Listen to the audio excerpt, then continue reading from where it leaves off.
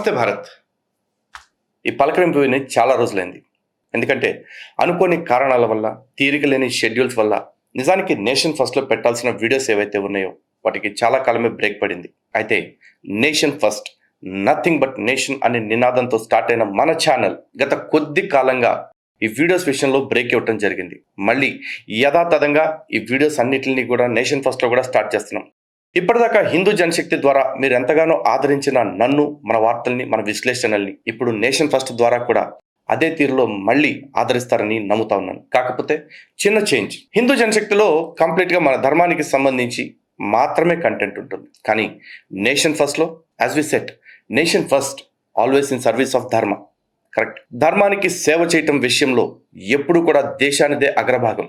కాబట్టి మన దేశాన్ని ఏ విధంగా రక్షించుకోవాలి, మన దేశానికి ఎటువంటి ముష్కర మోకల నుంచి ఎటువంటి కష్టాలు కలుగుతున్నాయి, ఏ అర్బన్ నక్సల్ బ్యాచ్ మన దేశం మీద ఎటువంటి విష ప్రయోగాలు చేస్తున్నారు అనేవన్నీ కూడా మీ కళ్ళకు కట్టినట్లుగా చెప్పాలి అన్నది మాత్రమే నేషన్ ఫస్ట్ యొక్క ఉద్దేశము, తాపత్రయం కూడా. అందుకే నేషన్ ఫస్ట్లో వచ్చే ప్రతి విశ్లేషణలో కావచ్చు, ప్రతి వీడియోలో కావచ్చు ఎంతో కొంత పొలిటికల్ టచ్ కూడా ఉంటుంది. అయితే ఈ విశ్లేషణలు ఒక్కొక్కసారి ఒక్కోలా ఉండొచ్చు. ఎందుకంటే మనం సందర్భాన్ని, వాస్తవాన్ని బేరీజు వేసుకుని ఆ విశ్లేషణల్ని, వార్తల్ని మీకు అందించడం జరుగుతుంది. అందుకే పరిచయంలోనే మీ అందరికీ క్లియర్గా చెప్తా ఉన్నాను.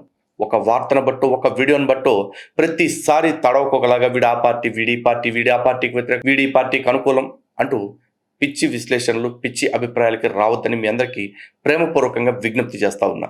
ఎస్, పాలిటిక్స్ అంటేనే ఈ రోజున చాలా దారుణంగా మారిపోయింది. నథింగ్ బట్ ఎలక్టింగ్ కూడా కాదు, selecting bad from the worst అన్నట్టు అయిపోయింది. అంటే ఉన్న వాళ్ళలో పెద్ద ఎదవల్లో నుంచి చిన్న ఎదవని, లేదా వెధవల్లోకెల్లా కాస్త బెటర్ వెధవని ఎన్నుకోవటమే రాజకీయమా అన్నట్లుగా మారిపోయింది నేటి పరిస్థితి చూస్తూ ఉంటే. ఈ అభిప్రాయం మారాలి. కారణం ఏంటంటే హిందువులకి పర్టికులర్గా ఈ దేశంలో ప్రతిరోజు రాజకీయం వల్లే ఎక్కువ సమస్య. నిజమే, మన పాస్టర్లు వేధిస్తారు, ముల్లాలు వేధిస్తారు, ఈ సూడో సెక్యులర్లు వేధిస్తారు, అందరూ వేధిస్తున్నారు. ప్రతి ఒక్కళ్ళకి టార్గెట్ హిందువులు, సనాతన ధర్మం మాత్రమే. అలా అని చెప్పేసి వీళ్ళు మాత్రమే ప్రమాదమా అంటే కాదు. వీళ్ళందరికంటే ప్రమాదకరమైన వాళ్ళు రాజకీయ నాయకులు ఉన్నారు.